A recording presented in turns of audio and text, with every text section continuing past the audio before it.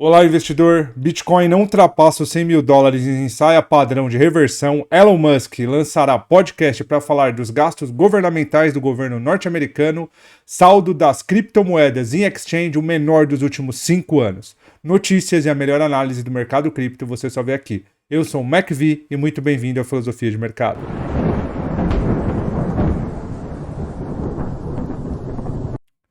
Bem, meus amigos, antes de mais nada, eu gostaria de pedir o seu curtir, pedir que se inscrevam em nosso canal e que comentem, tá? E ativa também o sininho para você receber as nossas notificações de vídeo. Como vocês sabem, hoje a gente vai falar de criptomoedas e das notícias.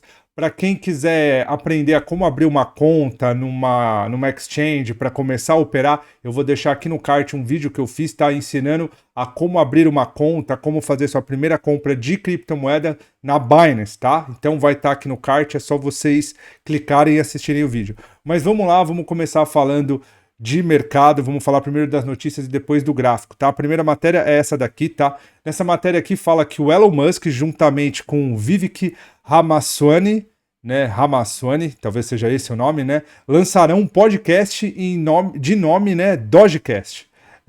Tanto o Elon Musk quanto o Vivek, né, foram indicados por Trump para liderar o novo Departamento de Eficiência Governamental, o DOGE, o Department of Government Efficiency. E ambos prometeram que farão um podcast semanal discutindo e trazendo a público todas as medidas e ações que forem tomadas pelo departamento. Segundo tanto Elon quanto o Vivek, tá? A ideia é trazer para o público, né, ou melhor, para o contribuinte norte-americano, as medidas e ações que forem sendo tomadas pelo departamento, tá? A ideia também é trazer os bastidores de todo o desperdício, de possíveis fraudes e abusos do governo norte-americano na gestão de seus recursos. Essa ideia vem juntamente com aquela ideia que o Elon Musk já falava muito antes do Trump ganhar a eleição, né? Como vocês sabem, eu já falei diversas vezes, o governo norte-americano é um estado com uma arrecadação de 5 trilhões e um gasto governamental de 7. Hoje em dia, tá? O déficit, né, do budget orçamentário americano está na casa de 2 trilhões e foi exatamente essa a promessa do Elon Musk, né? Caso Donald Trump indicasse ele para algum cargo no governo dele, ele faria o possível para cortar esses 2 trilhões, né? E quando a gente analisa os 2 trilhões que o Elon Musk mencionava, já era visando esse déficit na dívida pública de 2 trilhões de dólares, que já está na casa de 36, né? Esse déficit aumenta cada vez mais. Quando a gente analisa o budget, né, do governo norte-americano, a gente vê que boa parte dele é em Medicare, que seria mais ou menos o SUS ali, toda assistência à saúde, né? Pro contribuinte norte-americano, na verdade, pro americano de modo geral. Um outro dado que também faz parte desse orçamento público seria o Social Security, que seria a previdência social deles, o meio de defesa e os juros, né? Quando a gente analisa esse budget aqui, a gente pensa que o Elon Musk vai cortar esses 2 trilhões, fica difícil saber de onde ele vai tirar, né? Afinal de contas, os juros, né, o que remunera a dívida pública norte-americana, eu imagino que ele não vai mexer, até porque essa gestão do Trump tende a ser mais pró-mercado. Se eles chegarem a falar alguma coisa de mexer nos juros, no pagamento, impossível calote, isso daí vai ser muito maléfico para a governabilidade do Trump, né, e para toda a expectativa que o mercado está colocando nesse governo Trump aí, por ele ser pró-mercado, pró-cripto e tudo que a gente já sabe, né. O orçamento de defesa, que está na casa de quase 1 trilhão de dólares, eu acho difícil eles mexerem, porque afinal de contas tem até muito meme aí na internet que o lastro do dólar hoje seria, né, todo esse aparato bélico e militar, né, que os Estados Unidos têm, né. Então eu acho que ele hoje, né, para os Estados Unidos ser o que ele é no mundo, ele depende também de todo esse aparato bélico, e isso custa muito caro. A gente vê que está na casa de 1 trilhão de dólares. Então eu imagino que esse corte ele vai vir tanto em Medicare quanto em Social Security, ou seja, talvez a gente veja aí uma redução dos níveis do lifestyle norte-americano. Não sei o que vocês acham. Comenta aí, quero saber a opinião de vocês sobre esses possíveis cortes do do Elon Musk, tá? Uma outra matéria muito interessante foi essa daqui já foi veiculada pelo TradingView. A gente falou alguns dias atrás que o Bitcoin, não só o Bitcoin, mas as reservas de cripto, elas tinham batido uma das mínimas históricas, e nessa semana ela bateu uma nova mínima, tá?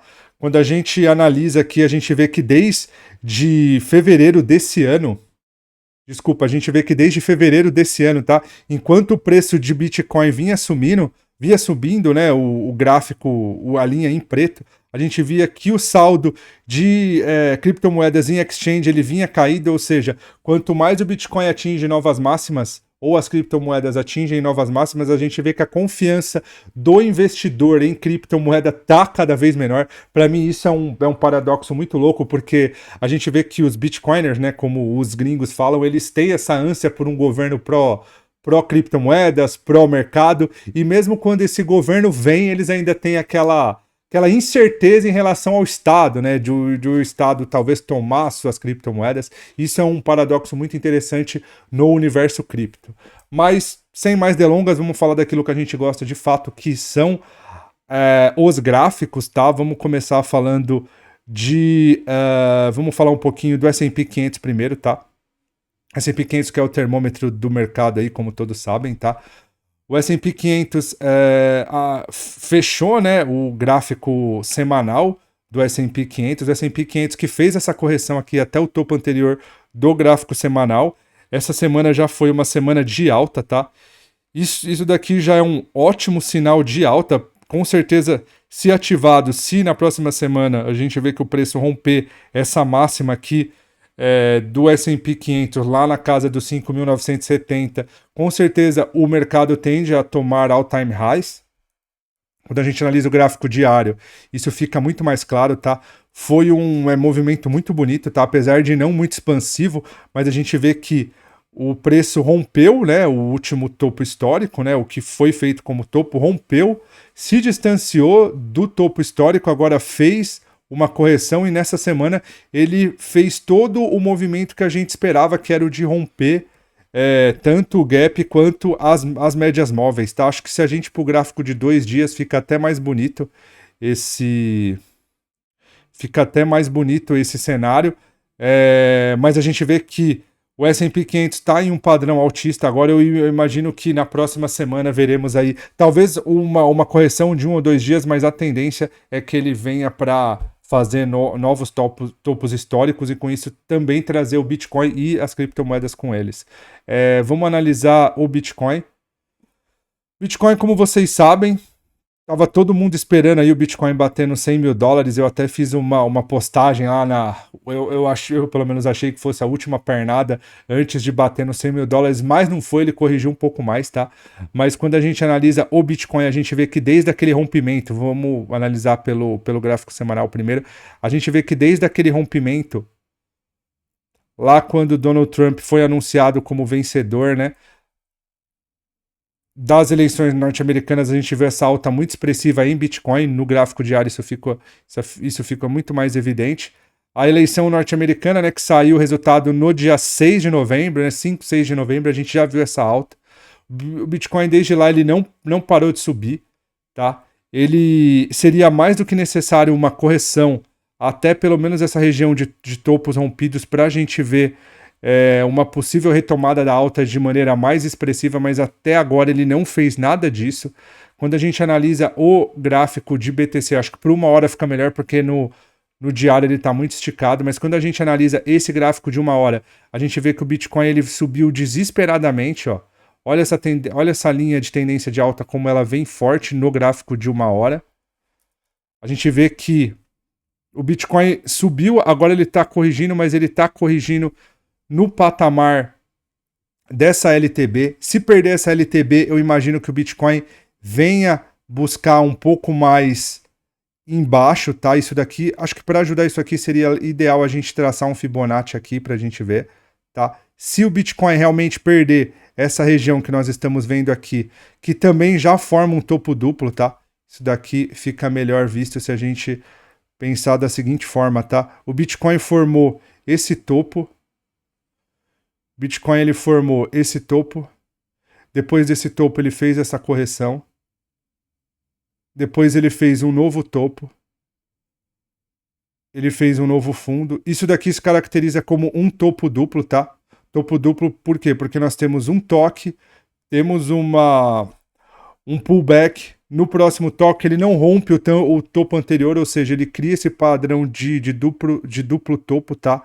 O Bitcoin, se perder essa região aqui, com certeza ele vai buscar novos patamares de preço lá para baixo. O Bitcoin, se perder os 97.130, com certeza ele tende a buscar novas regiões de mínima, o que vai estar mais ou menos lá para casa dos 94.600, né? O que também seria o topo, esse topinho anterior aqui rompido, mas ainda assim, tá? Para uma correção lá em 38,82, que seria a primeira projeção de Fibonacci, ainda está muito longe, tá? Mas pelo menos por enquanto, tá? Se o gráfico de uma hora se configurar assim, se ele romper essa mínima aqui, a expectativa é que a gente veja o Bitcoin pelo menos lá em 94.800. Já por outro lado, se o Bitcoin retomar a máxima, afinal de contas, como a gente falou, ele tá nesse canal de tendência, ele tá nessa LTA, né? Uma LTA que vem desde lá do dia 4 de novembro, ou seja, desde antes da eleição, do resultado das eleições, ele vem muito forte. Aqui é um sinal onde o preço deveria ter uma ação compradora, tá? Ele deveria iniciar aqui um movimento de alta muito expressivo, exatamente por ele estar nessa LTA. O preço está abaixo das médias móveis no 1 hora.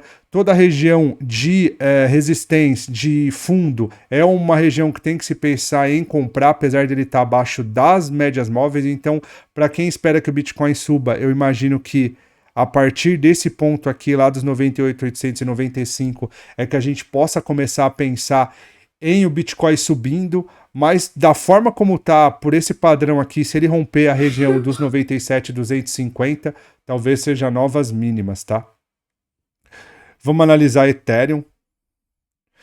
Ethereum, quando a gente analisa pelo gráfico diário, a gente vê Ethereum vinha daquela consolidação bem ampla, né? Como a gente já falou outras vezes. Na verdade, se a gente fazer uma análise mais completa de Ethereum, a gente vê que tinha essa LTB aqui muito forte. Ethereum, enquanto estava nesse canal de baixo, ele fez essa região de consolidação aqui, que foi muito expressiva também. Logo depois, em um candle de força que fica muito mais nítido no semanal, olha só no semanal o que o Ethereum fez. No semanal ele quebrou não só a região de consolidação, mas ele quebrou a LTB também. Depois que ele quebrou essa LTB, ele fez esse pullback até a região de médias móveis. Depois fez esse candle comprador no dia 21 de novembro, ativou no dia 22 e por enquanto tá aí, tá numa região de consolidação. Quando a gente olha o gráfico de uma hora, a gente não vê nenhum padrão baixista, pelo menos o que possa levar o Ethereum mais para baixo, muito pelo contrário, o que a gente vê é um padrão mais altista, tá? O que pode fazer com que o Ethereum permaneça aí nesse movimento de alta, ainda que temporário, para talvez buscar essa região de topos anteriores aqui. Mas quando a gente analisa uma hora, é isso que nós temos, tá? Deixa eu dar um zoom out. Um zoom in, desculpa. Então, por enquanto, o que nós temos é o Ethereum consolidando em cima desse topo rompido do 1 hora. Isso daqui é um padrão extremamente altista. Esse candle que fechou aqui, ó, fechou acima da média móvel, ele já indica que o Ethereum talvez ele retome uma alta, tá? Por quê? Porque ele tá numa zona de resistência aqui, ó. Já tá em topos e fundos ascendentes. Eu imagino que se o Ethereum for subir, esse candle aqui vai ser o gatilho, o que pode levar o Ethereum para no mínimo buscar essa região de consolidação para cima, tá? Então, eu acho que o primeiro alvo aí para o Ethereum mais baixo seria o Ethereum indo lá para casa dos 517. Mas para isso a gente precisa esperar, tá? Mas está ativando aí, tem um padrão muito bonito, tá? Lembrando que isso daqui não é indicação de compra ou venda, é apenas de caráter educativo, tá? Mas a superação desse candle aqui tende a buscar um novo padrão de alta para o Ethereum, tá? XRP, pelo menos no gráfico de uma hora, ele já começa a consolidar abaixo da região de médias móveis, não só na região de médias móveis, mas também desse topo anterior rompido. Olha a diferença de Ethereum.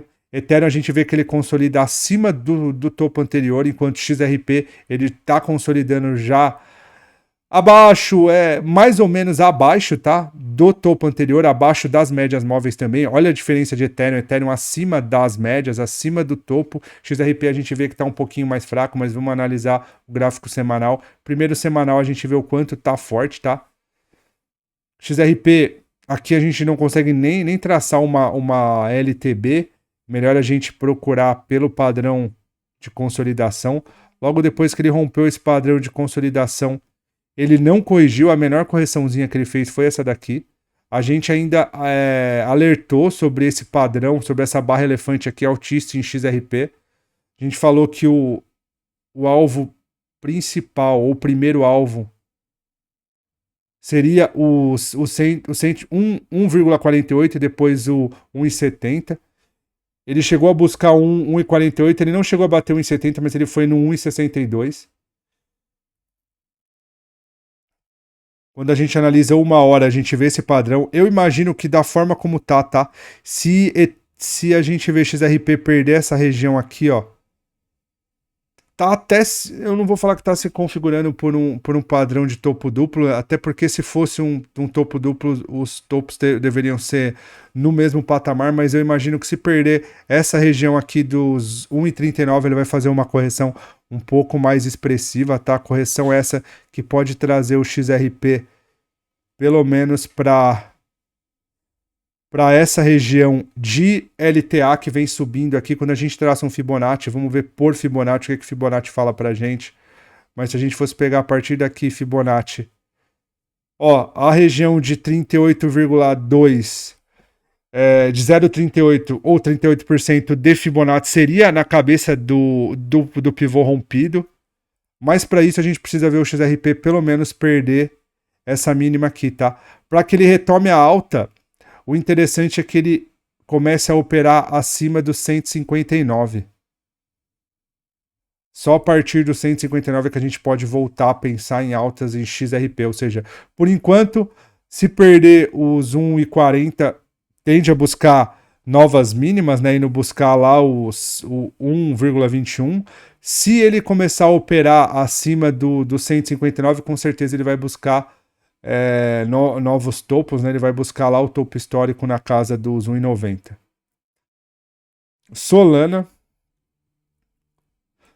que a gente viu, né? Toda aquela consolidação, muita gente falava até de um cup and handle aqui.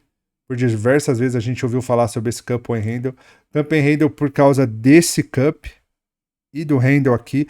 Porém, o cup and handle deve ter topos em mesmo nível. A gente não viu isso, tá? Quando a gente traça essa LTB aqui, a gente vê que tá mais para uma LTB mesmo.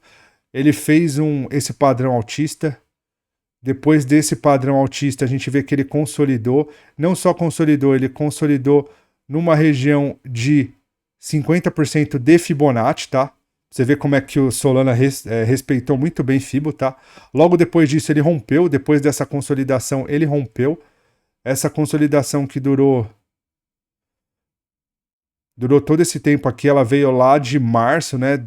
Até agora. Ela rompeu na semana de novembro, na primeira semana de novembro, né? Após romper, a gente viu toda essa alta aí consecutiva.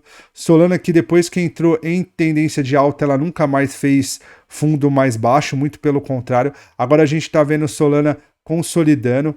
Ela está consolidando numa região que é uma região de topo quando a gente analisa o preço aqui. Então é mais do que normal alguma correção. Quando a gente vai para uma hora para analisar uma possível correção,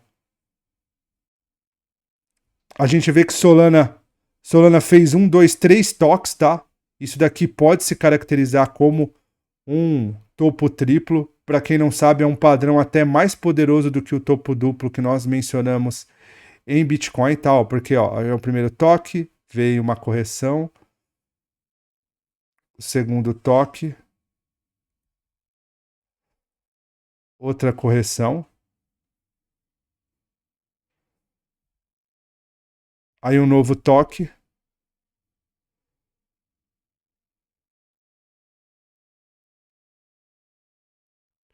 E outra correção. Quando a gente analisa, a gente vê que tá exatamente nesse ponto, ó, aqui e aqui.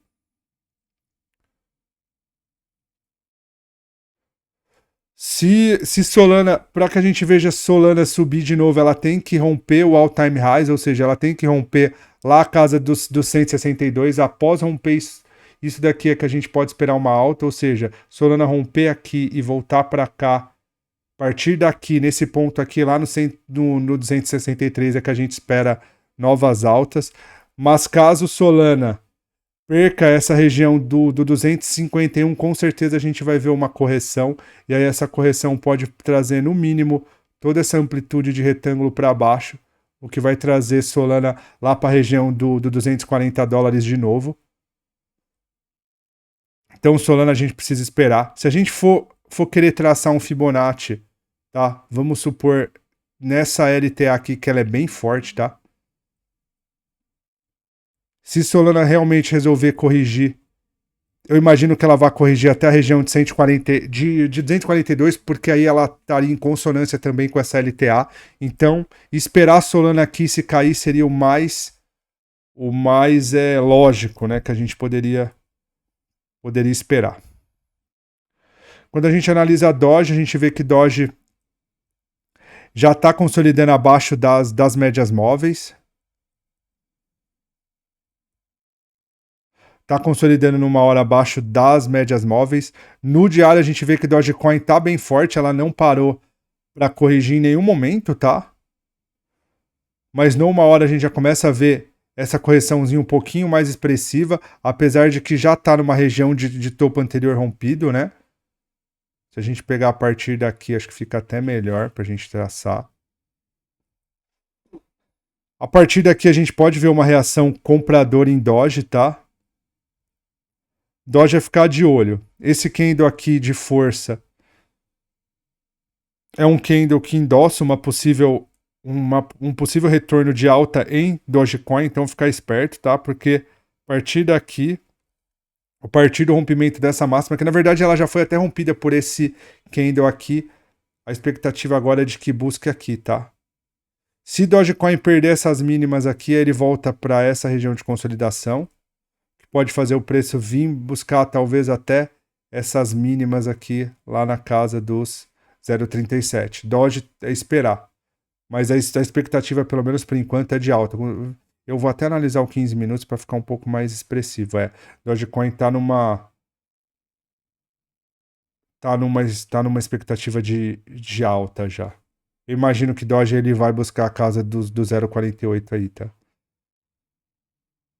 PEP.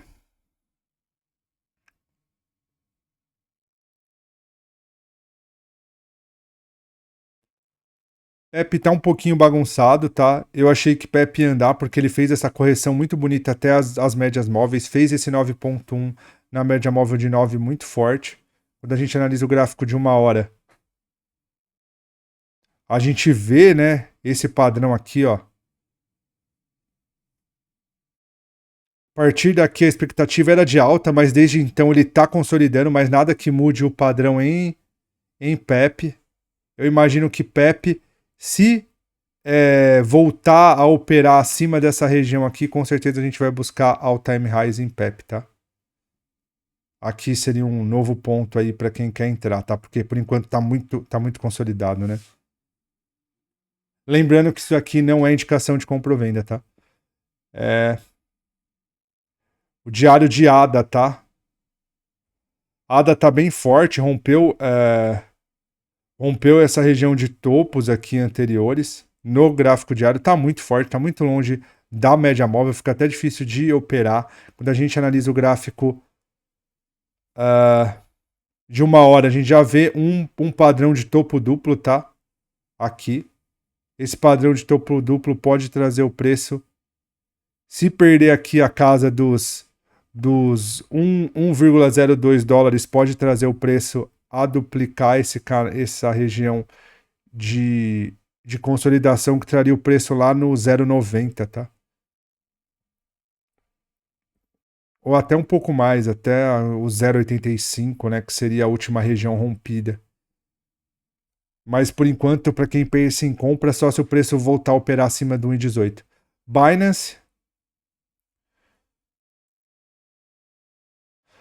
Binance, a gente tinha essa consolidação bem extensa aqui em Binance, tá? Vamos olhar pelo gráfico diário para a gente entender melhor o que está acontecendo.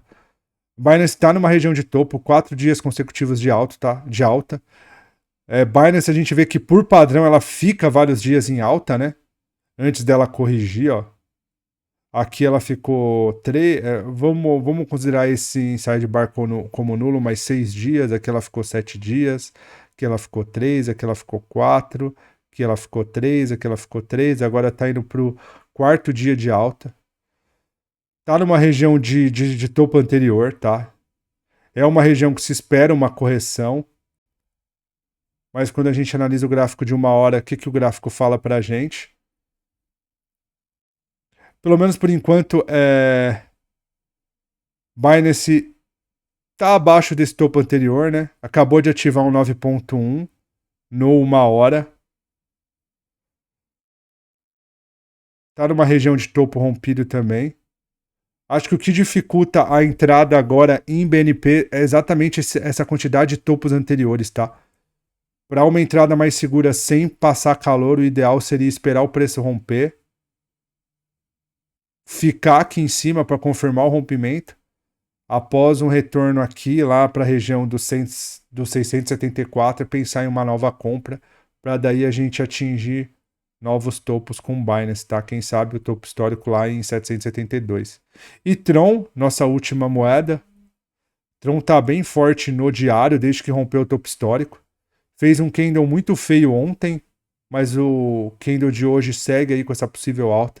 Quando a gente analisa o diário, ela tá muito forte, não faz nem sinal de queda, né? Muito diferente de Solana e de Bitcoin. Acabou de romper esse 9.1 que pode levar o preço aí para novos all-time highs aí, para pelo menos buscar o topo anterior, tá? Tá bem bonito. Tron tá muito bonito. Acho que Tron tem tudo para romper o topo histórico, ainda mais se o Bitcoin andar ou se as altcoins começarem a andar. Bem, amigos, por hoje é só. Hoje eu acabei passando um pouquinho mais do tempo. Eu gostaria de novamente pedir aos amigos que curtam o nosso canal, tá?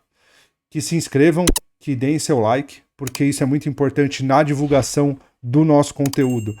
O que vocês quiserem que a gente analise de criptoativos, pode colocar aí no card ou até um assunto que vocês querem que a gente fale, que a gente analisa, tá bom? Muito obrigado e uma boa noite a todos.